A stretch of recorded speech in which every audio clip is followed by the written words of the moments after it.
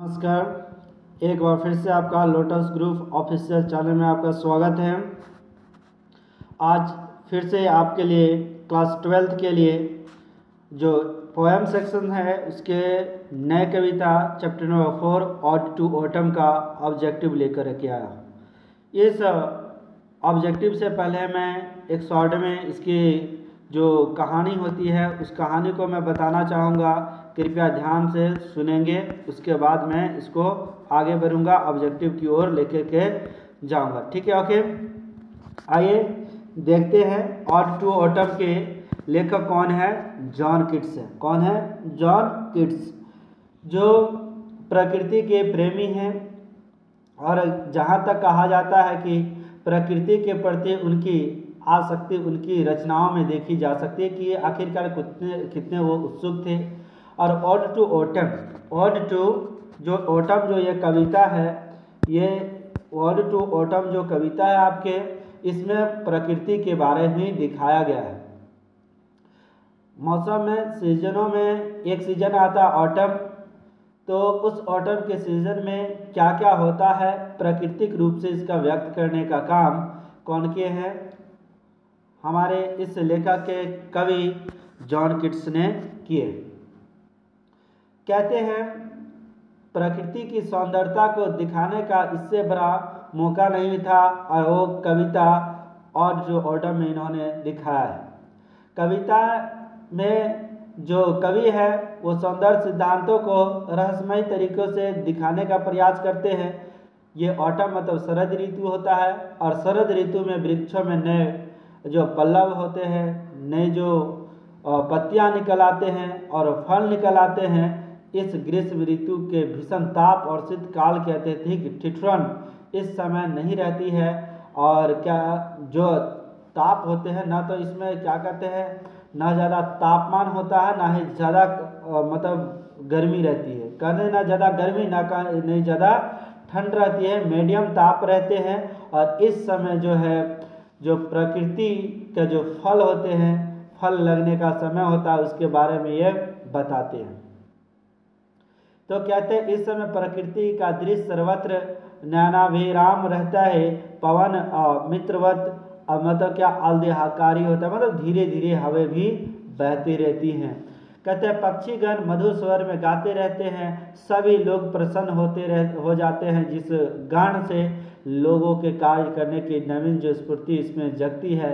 लोगों के स्वास्थ्य पर भी बहुत बड़ा इसका वृद्धि होती है, मतलब स्वास्थ्य बढ़िया हो जाता है।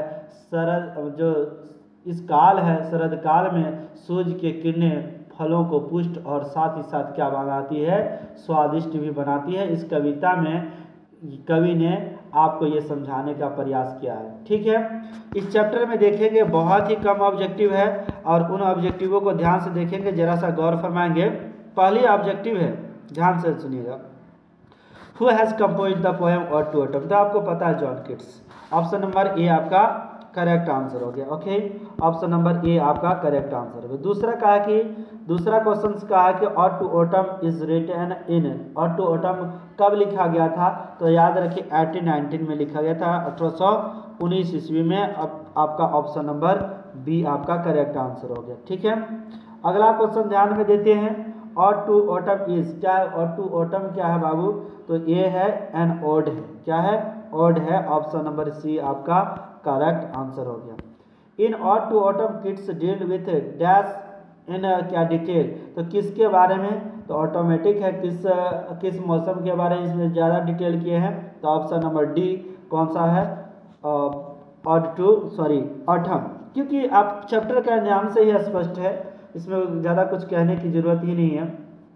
फिफ्थ क्वेश्चन का था ode to autumn consist of, तो ode to autumn consist of अगर देखूं तो आपका बी नंबर सही का है, 3 स्टेंजा। कितने में है? 3 स्टेंजा में ये है। ऑप्शन नंबर बी आपका कंप्लीट है। ठीक है, the themes of autumn is, तो ऑटम की जो थीम्स है वो कैसे है? तो ऑप्शन नंबर सी आपका करेक्ट है। कौन सा? हाँ जी, मैच्योरिटी वाली है, मल्फिलिमेंट वाली है। ऑप्शन नंबर सी आपका करेक्ट आंसर हो गया। ठीक है, 7वां सवाल का था Keats was dash poet, Keats कैसे कवि है? तो किट्स एक क्या है बाबू, रोमांटिक कवि है। ऑप्शन नंबर ए आपका करेक्ट आंसर हो गया। ठीक है, आगे बढ़ते हैं। Who called ode to autumn, who called ode to autumn Keats most satisfying of all the words? तो इसका करेक्ट आंसर होगा option number D, option number D earth compose क्या, रिकेट। ऑप्शन नंबर डी आपका करेक्ट आंसर हो गया। Each stanza of ode to autumn consist क्या बाबू, कितने लाइन वाले, कितने लाइन बाबू?